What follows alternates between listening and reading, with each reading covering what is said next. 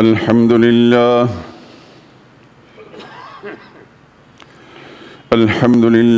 وحده والصلاة والسلام على من لا نبي بعده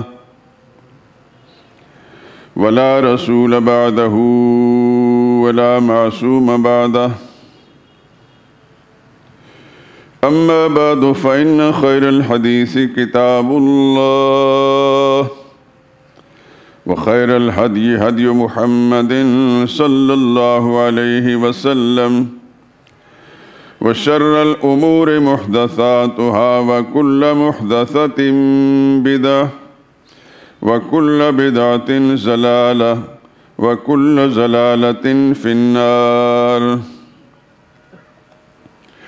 أعوذ بالله من الشيطان الرجيم. بسم الله الرحمن الرحيم. وسيجنبها الأتقى الذي يؤتي ماله يتزكى وما لأحد عنده من نعمة تجزى إلا ابتغاء وجه ربه الأعلى ولسوف يرضى.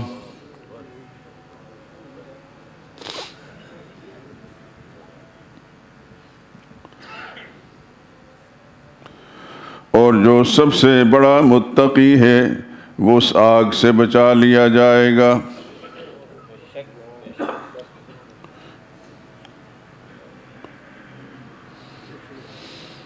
یہ وہ شخص ہے جو اپنا مال خرچ کرتا ہے تاکہ اس کا مال خوش پاک ہو جائے. وہ اس لیے نہیں مال خرچ کرتا کہ اس پر کسی کا احسان ہے جس کا وہ بدلہ اتارتا ہے، بلکہ وہ اپنے خداوند عالی کی رضامندی حاصل کرنے کے لیے مال خرچ کرتا ہے اور وہ عنقریب خوش ہو جائے گا. سبحان ربک رب العزت عما یصفون وسلام علی المرسلین والحمد للہ رب العالمین. درود پاک پڑھ لیں. اللہم صل علی محمد وعلی آل محمد كما صليت على إبراهيم وعلى آل إبراهيم إنك حميد مجيد. اللهم بارك على محمد وعلى آل محمد كما باركت على إبراهيم وعلى آل إبراهيم إنك حميد مجيد.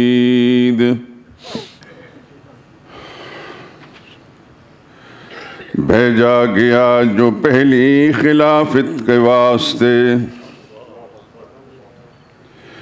بھیجا گیا جو پہلی خلافت کے واسطے، تخت رسول جس کو ملا آپ ہی تو ہیں، جس نے صداقتوں کے نہ بجھنے دیے چراغ، ہر وار جس نے ہنس کے سہا آپ ہی تو ہیں،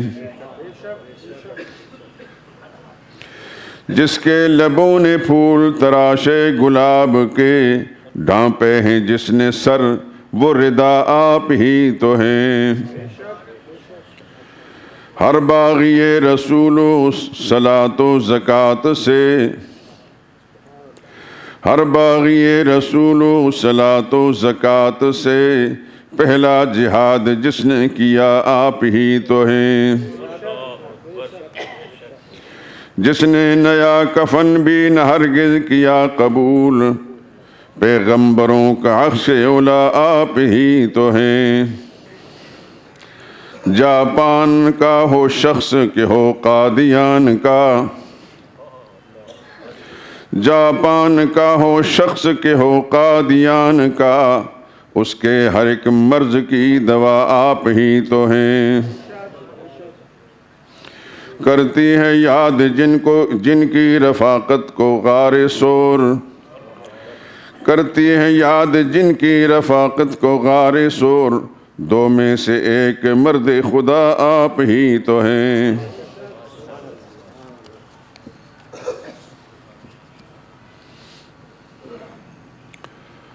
حضرات، چونکہ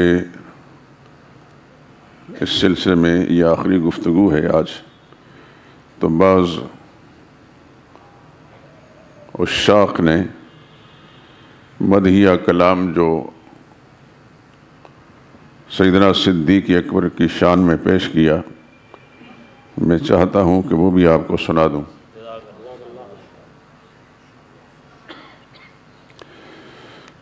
اس بات میں نہیں مجھے عابد کوئی کلام،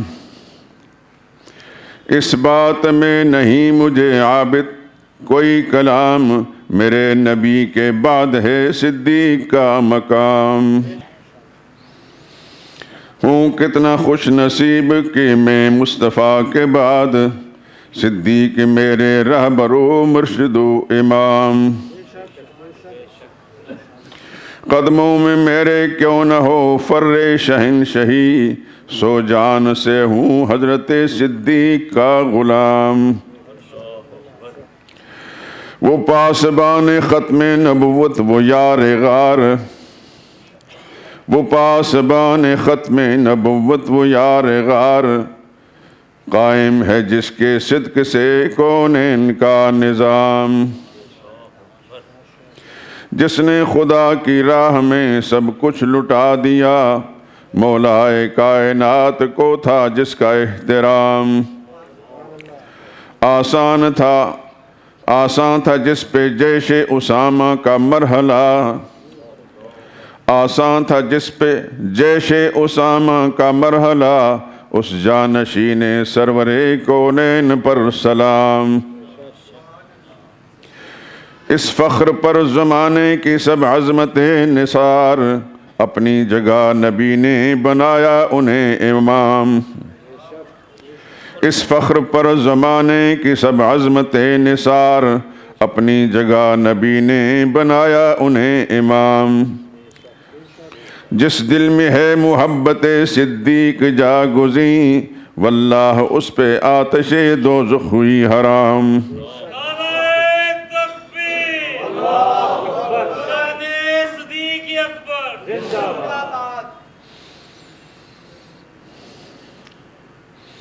چاہو اگر کہ دور ہوں ملت کی مشکلات، چاہو اگر کہ دور ہوں ملت کی مشکلات، نافذ کرو خلافت صدیق کا نظام۔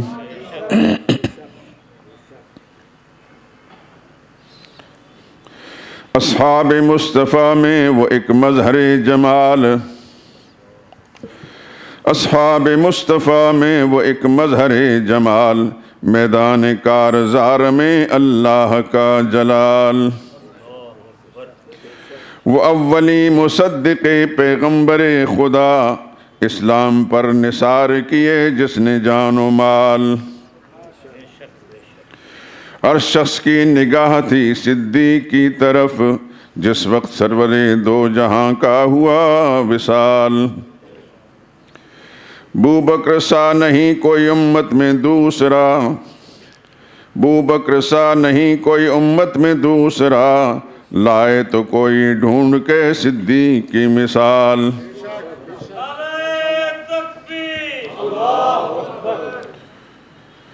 ان کے جلو میں جلوہ نما دین کے پاسباں، عثمان و حیدر و عمر بو ذر و بلال۔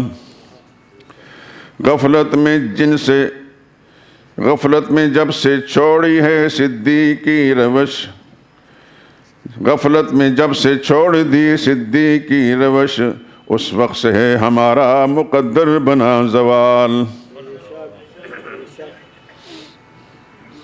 مداح جس کے خالق و جبریل و مصطفیٰ، میں اس کی منقبت لکھوں میری کہاں مجال۔ وہ گلستان دین کا مہکتا ہوا گلاب، وہ گلستان دین کا مہکتا ہوا گلاب، جس کو دیا حضور نے صدیق کا خطاب۔ وہ جس کی نیکیاں تھی ستاروں سے بھی فزوں، وہ جس کی نیکیاں تھیں ستاروں سے بھی فزوں، وہ جس سے مصطفیٰ کو محبت تھی بے حساب۔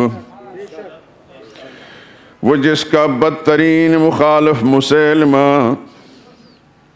وہ جس کا بدترین مخالف مسیلمہ، وہ جس کا بہترین سناخاں ابو تراب۔ ہم خواب آج بھی ہے رسول خدا کے ساتھ، ہم خواب آج بھی ہے رسول خدا کے ساتھ، ہر گام پر رہا جو نبوت کا ہم رکاب۔ عالم ہے آفتاب رسالت سے مستنیر، لیکن عتیق سب سے زیادہ ہیں فیضیاب۔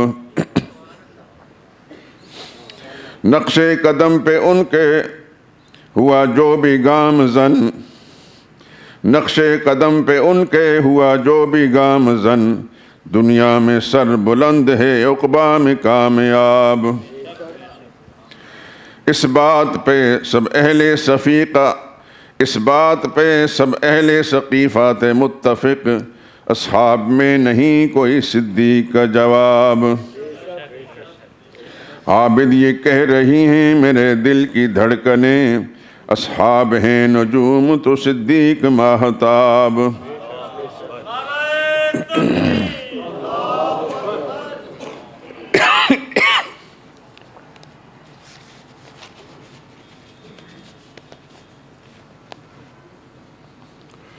بزرگان محترم، برادران عزیز،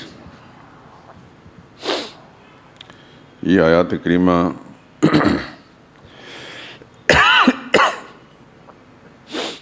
تیسویں پارہ میں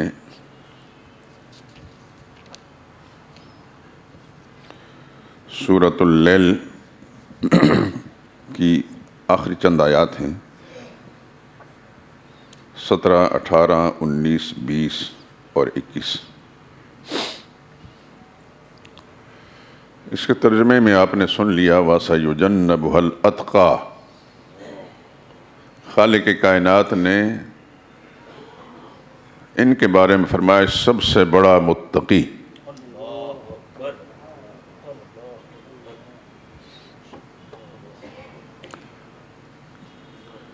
سارے مفسرین کا اس بات پر اتفاق ہے کہ یہ آیات ابوبکر صدیق کی شان میں نازل ہوئیں۔ اللہ کی شان پہ قربان جائیں کہ انہوں نے واضح الفاظ میں اتقا فرمایا، سب سے بڑا متقی۔ الذی یؤتی مالہ یتزکا، جو اپنا مال خرچ کرتا ہے تاکہ وہ بھی پاک ہو جائے اور اس کا مال بھی۔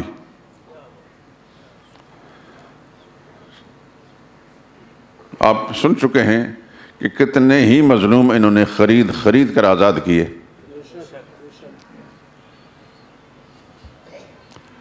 اسی کی طرف اشارہ کر فرمایا وہ اپنا مال خرچ کرتا ہے تاکہ وہ بھی تقوی کے اعلیٰ مقام پر ہو اور اس کا مال بھی۔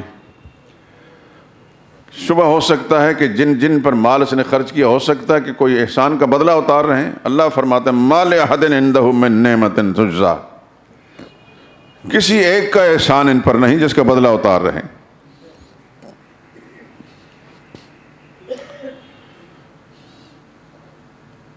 الا ابتغاء وجہ رب الاعلیٰ، رب اعلیٰ کی رضا اور خوشنودی کی خاطر مال خرچ کر رہا ہے۔ اور آخری جملہ جو ہے اس آیت کا وَلَسَوْفَ يَرْضَى، ایک صورت میں اللہ نے فرمایا نبی کریم وَلَسَوْفَ يُؤْتِيكَ رَبُّكَ فَتَرْضَى، ان قریب اللہ آپ کو وہ کچھ دے گا کہ آپ اس سے راضی ہو جائیں گے۔ ٹھیک انہی الفاظ میں فرمایا وَلَسَوْفَ يَرْضَى، ان قریب یہ راضی ہوگا۔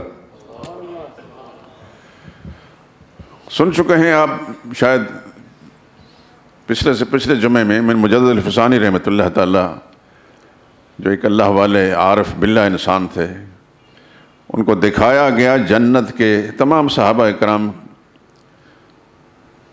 کے لیے جو اللہ پاک نے اپنی رحمتیں تیار کی ہیں۔ سب صحابہ کرام اس شہر کے مکین ہیں جس شہر میں سرور کائنات صلی اللہ علیہ وسلم ہیں، لیکن ابوبکر صدیق اس بلڈنگ کے مکین ہیں جس میں محمد مصطفیٰ صلی اللہ علیہ وسلم کا قیام ہوا۔ یہ بات اچھی طرح ذہن نشین فرما لیں کہ محمد مصطفیٰ کے بعد پھر خدا کی دھرتی پر آدم کی اولاد میں اتنا بڑا انسان اللہ نے بنایا ہی کوئی نہیں۔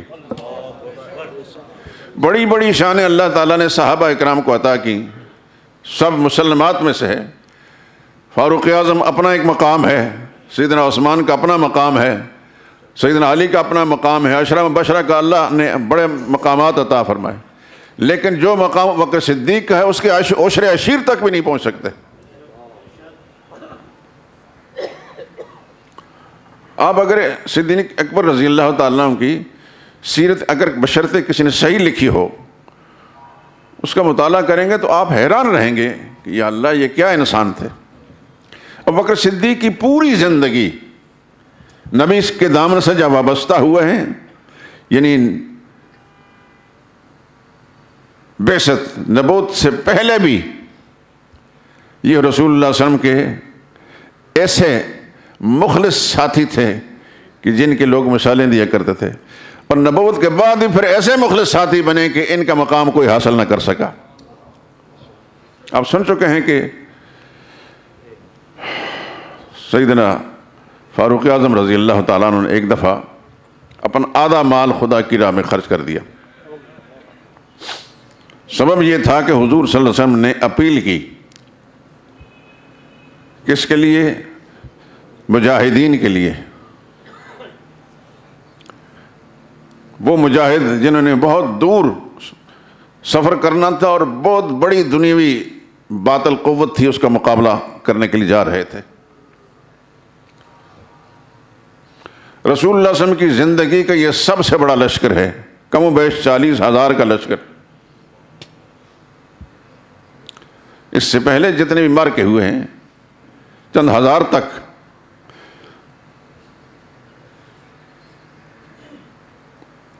پہلا مارکا حق و باطل کا، اس میں 313 تھے۔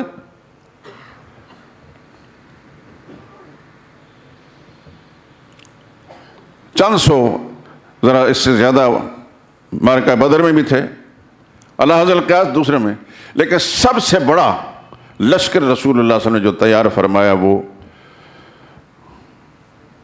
روم کی حکومت کے خلاف۔ اس کے لیے رسول اللہ نے چندے کی اپیل کی۔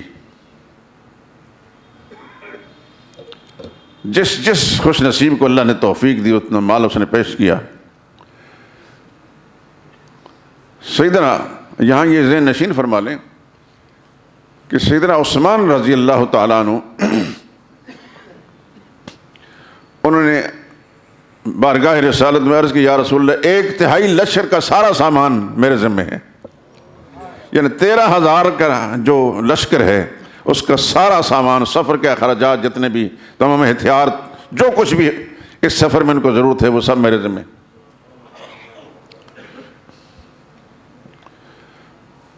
اللہ تعالیٰ نے اگر ان کو مال دیا تھا تو پھر وہ مال اللہ ہی کی راہ میں خرچ ہوا۔ اب حضرات جانتے ہیں کہ سیدنا عثمان رضی اللہ تعالیٰ عنہ کی شہادت کے بعد کوئی بتا سکتا ہے کہ مدینہ طیبہ میں یا کسی اور شہر کے اندر ان کی بڑی بڑی بلڈنگیں تھیں، جائیدادیں تھیں، وہ سب کچھ خدا کی راہ میں خرچ کر دیا انہوں نے۔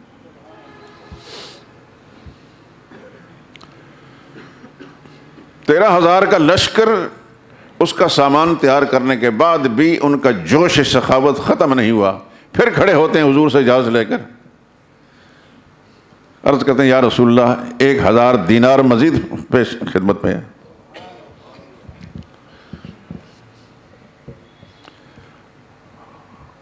اب باری انتظار کر رہے ہیں جو شیخین ہیں، دو بڑی شخصیتیں، وہ کیا کر رہے ہیں؟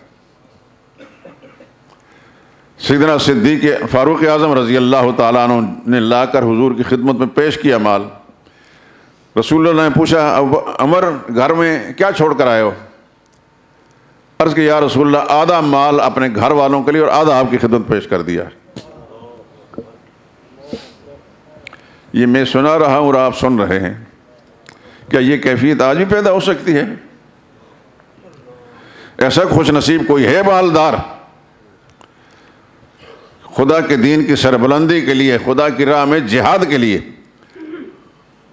میری بات کی طرف توجہ ہے کہ نہیں؟ وہ جہاد جس کو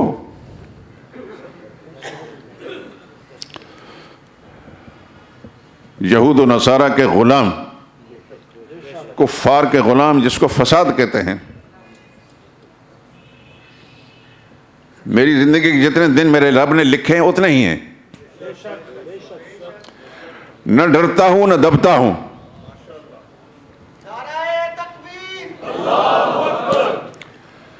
جہاد کا لفظ جنہیں ناگوار ہے، میں کسی صورت میں ان لوگوں کو مسلمان تسلیم کرنے کے لیے تیار نہیں۔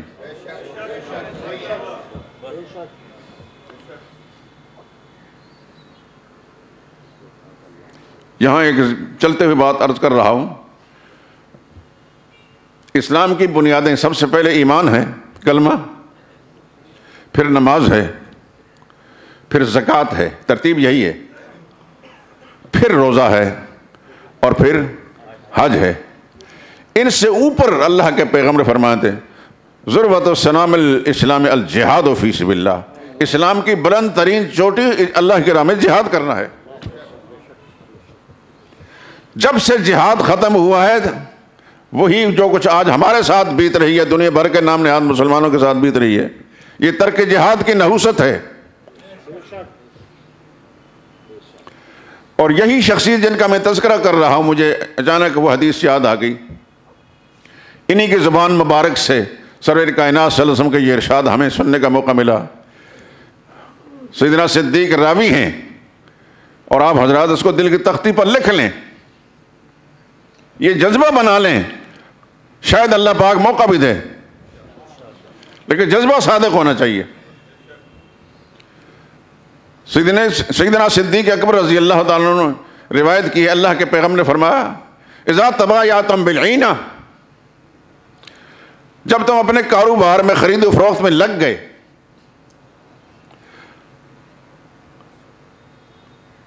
وَأَخَذْتُمْ أَذْنَابَ الْبَقَرِ، اور تم نے بیلوں کی دمیں پکڑ لی، یعنی ہل چلانا شروع کر دی، جب اس پہلے زمانے میں ہل ہی چلائے جاتے تھے، وَرَضِيتُمْ بِالزَّرْعِ، اور کھیتی باڑی پر تم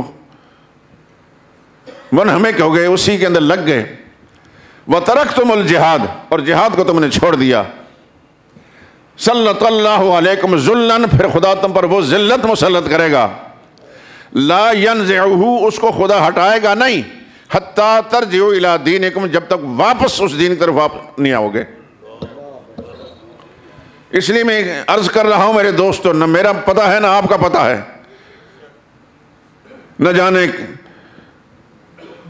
کس گلی میں زندگی کی شام ہو جائے، لیکن اپنا جذبہ یہ بنا لیں، اپنے دل اور دماغ کو اس تصور سے خالی نہ رکھیں، وقتاً فوقتاً ٹٹولیں آپ، جس طرح آپ کا اللہ اور اس کے رسول پر ایمان ہے، جس طرح آپ نماز کو اللہ کا حکم مانتے ہیں، جس طرح آپ زکوٰۃ کو اللہ کا حکم مانتے ہیں، چاہے ادا کرتے ہیں یا نہیں کرتے ہیں، لیکن عقیدہ یہ ہے کہ جب بھی اللہ نے موقع دیا تو میں زکوٰۃ ادا کروں گا، جس طرح آپ روزہ رکھتے ہیں، اس میں کوئی شک نہیں کہ اللہ کا حکم ہے، یہ بھوک پیاس ہم ہندوؤں کا برت نہیں رکھتے، خدا کا حکم پورا کر رہے ہیں، جس طرح آپ حج کرتے ہیں، اسی طرح آپ کے ذہن میں یہ ہونا چاہیے کہ جہاد اللہ کا حکم ہے۔ اسلام کو سربلندی صرف جہاد کے ذریعے سے ہوئی ہے۔ پوری اسلام کی تاریخ کو دیکھ لیں، صرف نماز سے، روزے سے، زکوٰۃ سے، حج سے نہیں، جہاد سے اسلام کو سربلندی حاصل ہوئی۔ تو صدیق کیا کوئی راوی ہیں؟ تم نے اگر اس دنیا کی معاملات میں الجھ کر تم نے جہاد کو چھوڑ دیا، سلط اللہ علیکم ذلًا، اللہ ذلت مسلط کرے گا، لا ینزعہ، اس سے تمہیں چھٹکارا نہیں ملے گا، حتیٰ ترجعوا الی دینکم، جب تک اس اصل دین یعنی جہاد کا جذبہ اور جہاد کا عمل کی طرف لوٹ نہیں جاؤ گے۔ تو وہ جہاد جس کو آج فساد کہا جاتا ہے، پیغمبر خدا صلی اللہ علیہ وسلم نے اس کے لیے اپیل کی، بڑی مشکل گھڑیاں تھیں، سخت گرمی کا موسم تھا، فصلیں تیار تھیں،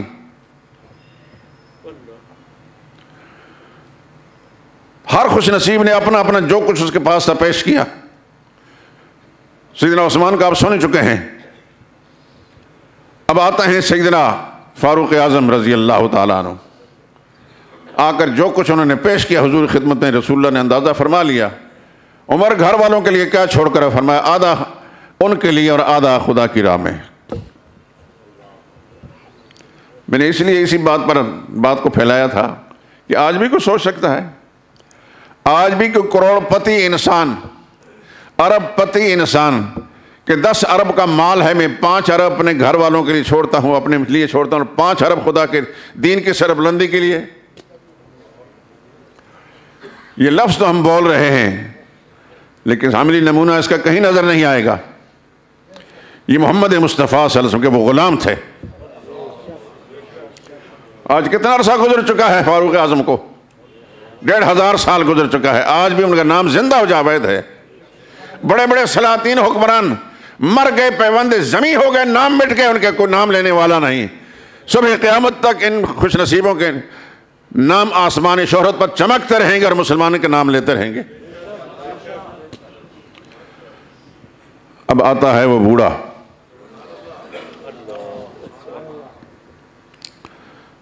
اللہ اکبر اللہ اکبر, جو نبی کی اداؤں پر مر مٹنے والا انسان تھا. کوئی زندگی کا شعبہ ایسا نہیں جو ابوبکر صدیق کا کوئی مقابلہ کر سکے. وہ ساری گٹھڑی باندھ کر رسول اللہ صلی اللہ علیہ وسلم کی خدمت پیش کر دی. اللہ کے پیغمبر نے قرائن سے سمجھا کہ اس شخص نے کچھ چھوڑا نہیں ہوگا, لیکن پوچھ لیا ابوبکر گھر والوں کے لیے کیا چھوڑ کر آئے؟ فرمایا خدا اس کے رسول کی محبت چھوڑ کر آیا ہوں.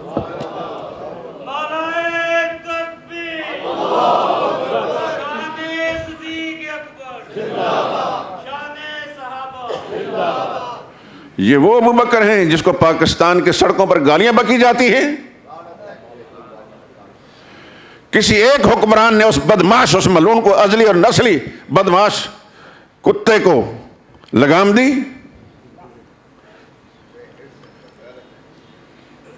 جو اقتدار پر ہیں منافق, ان کا حال بھی ہے. جو اقتدار سے باہر منافق ہیں, انہوں نے کسی نے مذمت کی.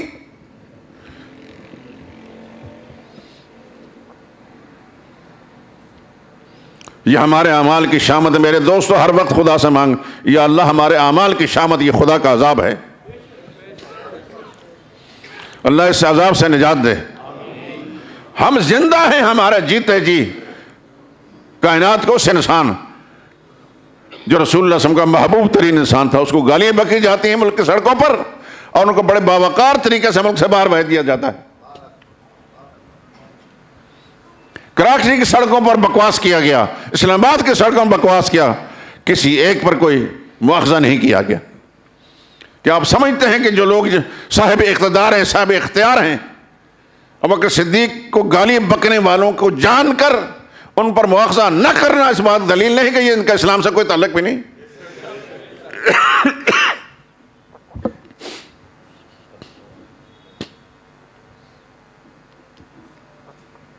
آدھا مال خدا کی راہ میں فاروق اعظم نے خرچ کیا, اور انہوں نے سب کچھ خدا کی راہ میں خرچ کر دیا. پوچھا اللہ کے پیغمبر نے, فرمایا اللہ اس کے رسول کی محبت چھوڑ کر آیا ہوں. کوئی پیدا ہوگا, کوئی سوچا جا سکتا ہے؟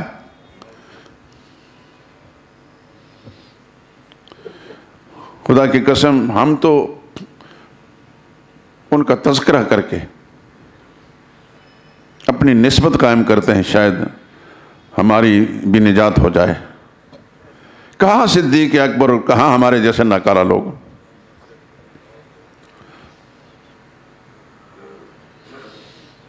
اللہ اکبر. پوری زندگی آپ حضرات, ہو سکتا ہے کہ آپ کا مطالعہ زیادہ ہو, اسلام سے پہلے بھی رسول اللہ صلی اللہ علیہ وسلم کے ساتھ سایہ بن کر چلتے رہے, اور جب اسلام لائے تو آپ کے علم میں ہے کہ سب سے پہلے اسلام کی خاطر, پیغمبر اسلام کی خاطر صحن کعبہ میں جس نے مار کھائی, اتنا مارا مشرکین نے کہ ان کے چہرے کا نقوش ختم ہو گئے.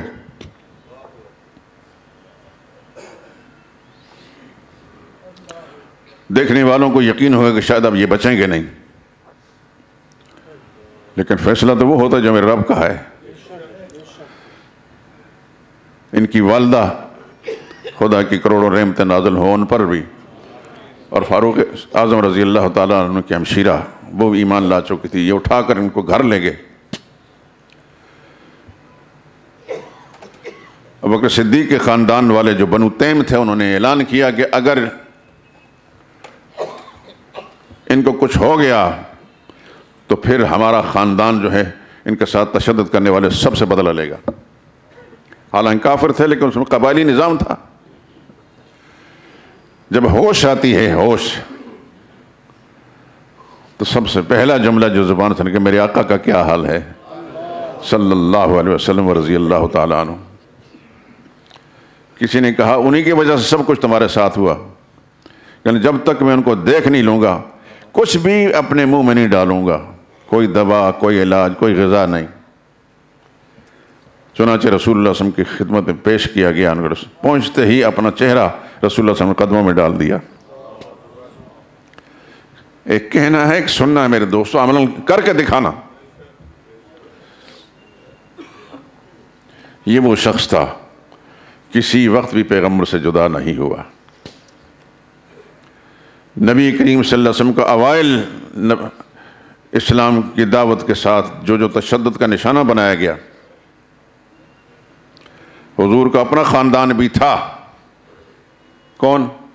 بنو ہاشم، بے شمار نوجوان تھے اس میں، لیکن کوئی نہیں بچانے آیا، کسی قبیلے نے نہیں بچایا۔ اپنی جان کو ہتھیلی پر رکھ کر جو شخص آگے بڑھا ہے وہ ابوبکر صدیق ہے رضی اللہ تعالیٰ عنہ۔ اور رسول اللہ صلی اللہ علیہ وسلم کو بچاتے ہوئے ایک اور خوش نصیب انسان،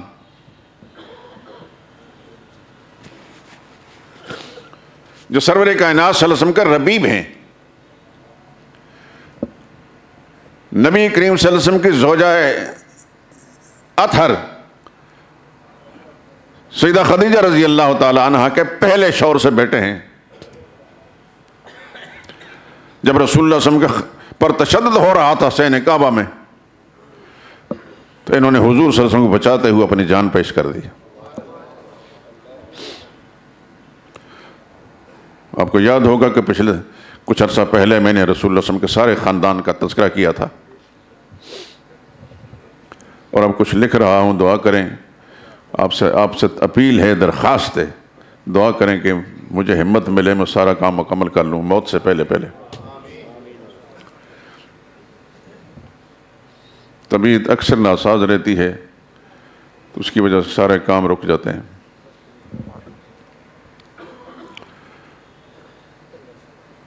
پورے مکہ شہر کے اندر ایک انسان ہے محمد رسول اللہ صلی اللہ علیہ وسلم کی حمایت کے لیے کھڑا ہوا، ابوبکر صدیق۔ تمام قبائل، حضور کا اپنا قبیلہ بنو ہاشم، اس میں رسول اللہ صلی اللہ علیہ وسلم کے چچا بھی تھے، چچا زاد بھائی بھی تھے، لیکن کوئی رسول اللہ صلی اللہ علیہ وسلم کے بچانے کے لیے نہیں آیا۔ آج کل ہمارے جہالت زدہ معاشرے میں جہالت زدہ مولوی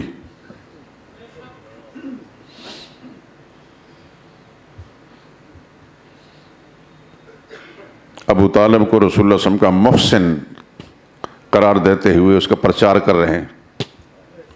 اس محسن نے رسول اللہ صلی اللہ علیہ وسلم کو بچانے میں کیا کردار ادا کیا؟ اس کے 4 بیٹے تھے، کوئی ایک بیٹا تو آگے کر دیا جاتا۔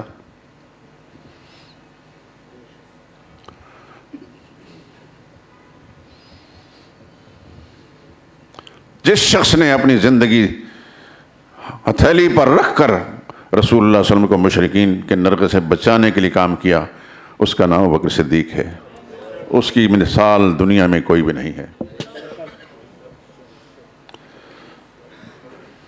کون سا موقع ایسا ہے جہاں ابوبکر صدیق رسول اللہ صلی اللہ علیہ وسلم کے سایہ بن کا ساتھ نہیں چل رہا؟ ہجرت کے سفر کے اندر بھی کتابوں میں لکھا ہے کہ کبھی آگے ہو جاتے ہیں، کبھی پیچھے ہو جاتے ہیں،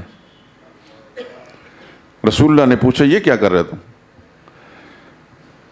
عرض کرنے یا رسول اللہ مجھے اندیشہ ہوتا ہے کہ کوئی دشمن آگے کی طرف آپ پر حملہ نہ کر لے، کبھی پیچھے ہو جاتا ہوں کہ پیچھے کی طرف حملہ نہ کر لے، کبھی دائیں کبھی بائیں، اور عرض کرتے ہیں یا رسول اللہ ابو بکر کو کچھ ہو گیا تو ابو بکر کے خاندان ہی متاثر ہوگا، قبیلہ ہی متاثر ہوگا، ساری امت نہیں، خدا نہ خواستہ آپ کو کچھ ہو جاتا ہے تو پوری امت تباہ برباد ہو جائے گی۔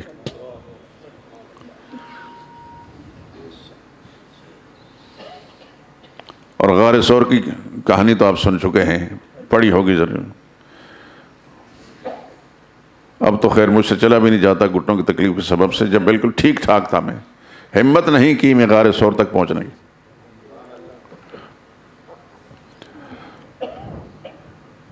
غار حرا میں گیا ہوں الحمدللہ العظیم، جہاں اللہ کے پیغمبر پر پہلی وحی نازل ہوئی تھی،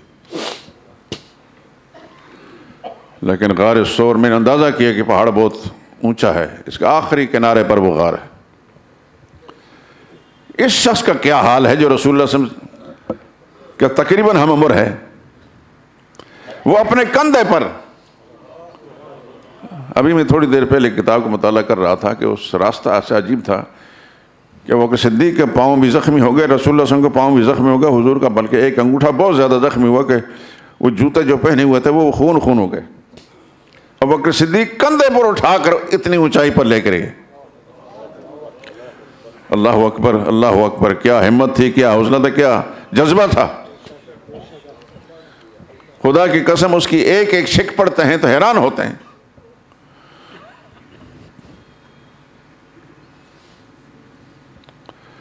پچھلے جمعے اور اس سے پچھلے جمعے میں نے جو قرآن کریم کی آیت سورہ توبہ سے پڑھی تھی، اِذْ يَقُولُ لِصَاحِبِهِ،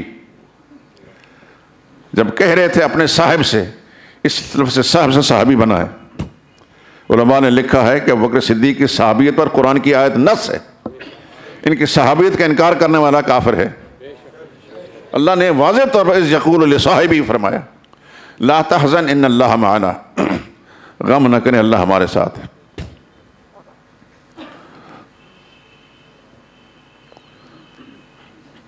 ابو بکر صدیق کی کس کس بات کا ذکر کریں؟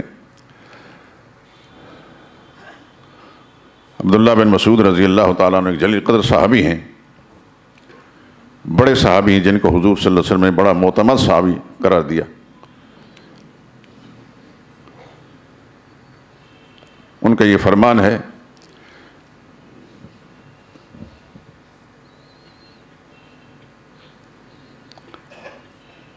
کہ ہم لوگ یعنی سب صحابہ مسلمان سرور عالم صلی اللہ علیہ وسلم کے وفات کے بعد اس خطرناک موڑ پر کھڑے تھے،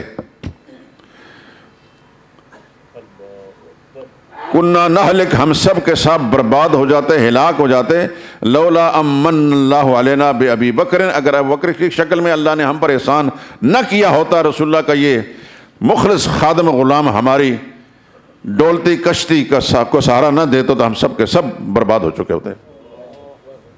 لقد قمنا بعد رسول اللہ صلی اللہ علیہ وسلم، ہم کھڑے تھے رسول اللہ صلی اللہ علیہ وسلم کے بعد اس مقام پر جو خطرے کا مقام ہے کہ اگر بکر صدیق کی شکل میں خدا کا احسان ہم پر نہ ہوتا تو ہم سب ہلاک ہو چکے ہوتے۔ کیوں کہ حضور صلی اللہ علیہ وسلم کے وصال کے فوراً بعد نماز کے منکر، زکوٰۃ کے منکر، مرتد، نبوت کے دعوے دار اور پتہ نہیں کتنے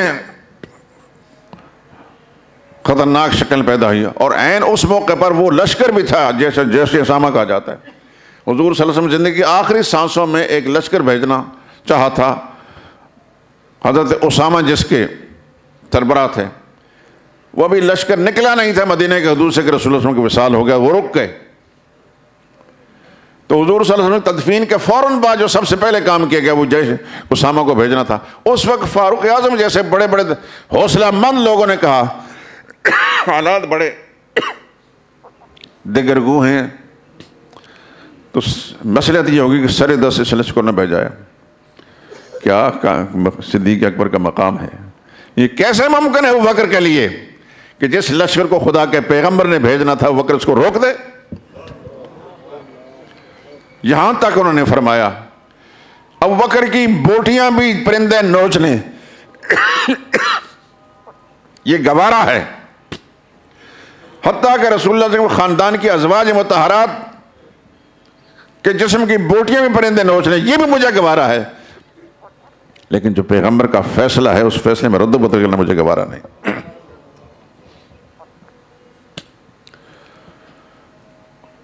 اور سب سے بڑا فتنہ اس زمانے میں مسلمہ کذاب کا تھا، ایک شخص جس نے نبوت کا دعویٰ کیا تھا، آپ کا مسلمہ پنجاب، کیا رہے ہیں کھانسی تو ویسے ہی آتی، جانتے ہیں مسلمہ پنجاب کو؟ مرزا غلام احمد قادیانی دجال علیہ ما علیہ۔ یہ بھی میں ایک بات کہہ دوں، ہماری بدقسمتی، ہماری اعمال کی شامت سب سے پہلے میں اور باقی کہ اس وقت قادیانی اقتدار پر قابض ہے، نام نہیں لیتا میں، اس وقت پاکستان کا اقتدار قادیانی کے قبضے میں ہے۔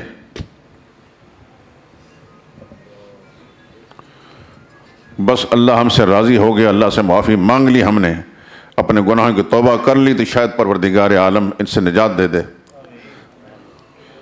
اچھی طرح ذہن نشین فرما لیں، کاروبار کریں خدا تعالیٰ آپ کو سلامت رکھے، نوکری کرتے ہیں نوکری کریں، کاروبار کرتے ہیں، جو کچھ کرتے ہیں کریں، لیکن اپنا رشتہ خدا اس کے رسول سے نہ مت توڑیں۔ 24 گھنٹے آپ کے دل و دماغ کے اندر خدا کی عظمت کا تصور ہونا چاہیے، رسول اللہ صلی اللہ علیہ وسلم کی صداقت کا، اور پھر رسول اللہ صلی اللہ علیہ وسلم کی ہر نسبت کے ساتھ پیار ہونا چاہیے۔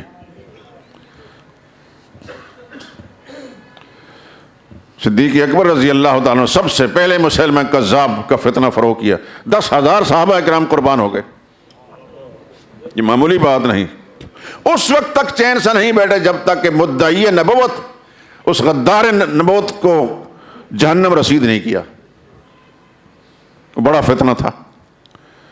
اس امت کے جتنے کے اندر جتنے فتنے پیدا ہوئے اس سب سے پہلا بڑا فتنہ جو مسلمہ کذاب کا تھا۔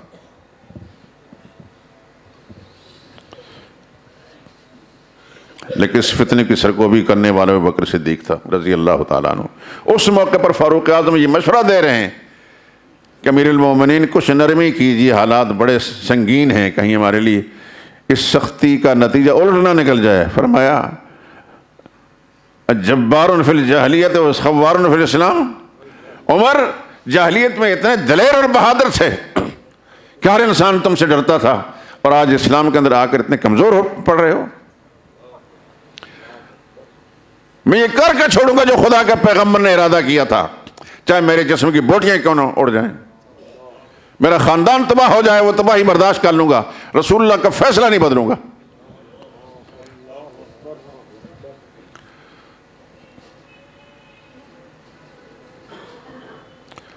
یہ جو کچھ میں نے آپ کے سامنے بیان کیا اس کا عشر عشیر بھی نہیں جب بکر صدیق جو کچھ کر چکے، ان کا مقام نہیں بیان کر رہے ہم، اپنی نسبت ان کے ساتھ قائم کر کے شاید ہماری نجات ہو جائے۔ اور آپ سے پھر درخواست کرتا ہوں، اللہ کی عظمت سب سے پہلے ایک مسلمان کے دل میں ہونے چاہیے۔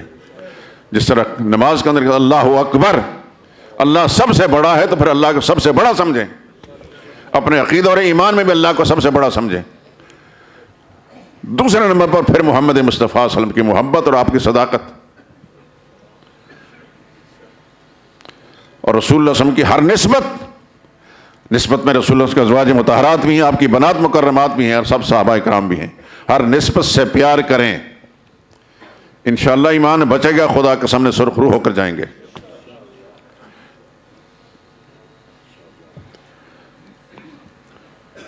یوں تو سب صحابہ کرام سے محبت بلا امتیاز لا علی التعیین، ہر وہ چیز جو رسول اللہ صلی اللہ علیہ وسلم کا منسوب ہے اس کے ساتھ محبت کریں، انشاءاللہ اس محبت کا خدا صلہ دے گا۔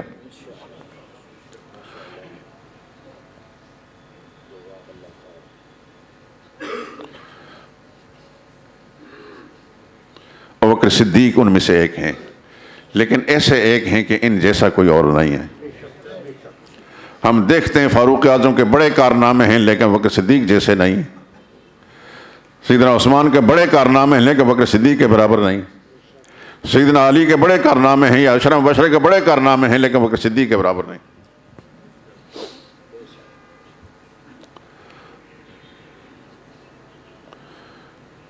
کئی دفعہ صحابہ کرام میں سے کسی شخص کو بھی جس نے صدیق اکبر کے ساتھ کوئی ایسی گفتگو کی جو صدیق اکبر کی شان کے مناسب نہ تھی تو حضور صلی اللہ علیہ وسلم نے ڈانٹ پڑی اس کو، فرمایا کہ میرا یہ ساتھی، حضور نے اس طرح فرمایا یہ میرا ساتھی، یہ اسلام سے پہلے بھی ساتھی تھا اور اسلام آنے کے بعد بھی ساتھی، جو غار میں بھی ساتھی اور مزار میں بھی ساتھی اور کل قیامت کے جنت کے دار القرار میں بھی ساتھی۔